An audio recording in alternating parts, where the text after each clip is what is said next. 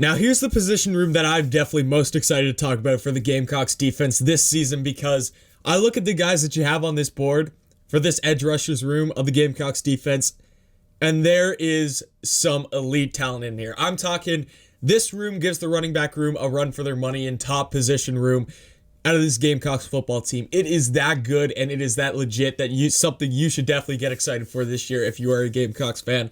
Let's start off with none other than the second best recruit in South Carolina Gamecocks history in Jordan Burch, coming straight out of Columbia, South Carolina. Played his freshman season last year. Again, it was his freshman season, first time ever playing college football. It takes time to get used to it. Yes, a lot of people were expecting more from him, but again, give these kids time to get in the game. This is a big season for him. It's a big leap going from freshman to sophomore, because that's when you start to get more expectations and you're expected to do more. But we all know the talent that Jordan Burch has. We all know the physicality Jordan Burch has. He's the second best recruit in Gamecocks history, guys. He is someone that I am definitely going to be excited for this season. He's one of the best players on this team by far, and Jordan Burch should have a huge season in the SEC this season. Let's talk about none other than, as our second guy, many have called him the top-rated transfer of the whole season to any team, Jordan Strachan from Georgia State coming in this season. Coming out of Georgia State, transfers over to South Carolina. This guy had a huge season for the Panthers last year. And him coming over to South Carolina, I'm really helping out. Again, this room, there's still a ton of other guys to talk about. I haven't even talked about the SEC's leading sack leader yet in this room yet. And we've already got to two monster guys.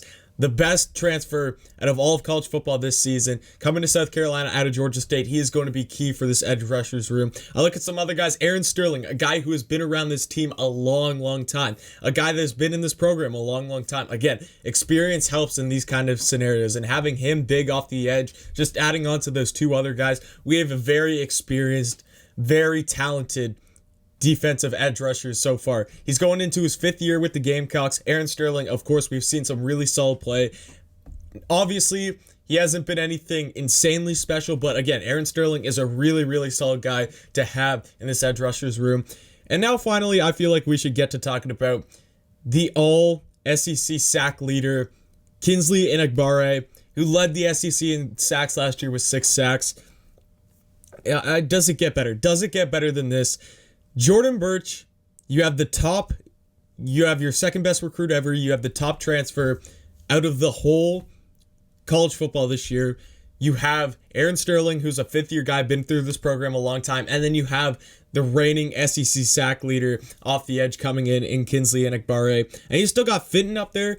This is a really good room. And we know getting to the quarterback in SEC play, especially in this new age and era of SEC play, that it's not all based on defense. The offenses are starting to grow. Getting to the quarterback can change the whole face of a whole drive, a whole game really, because one sack can change the complexion of a whole drive.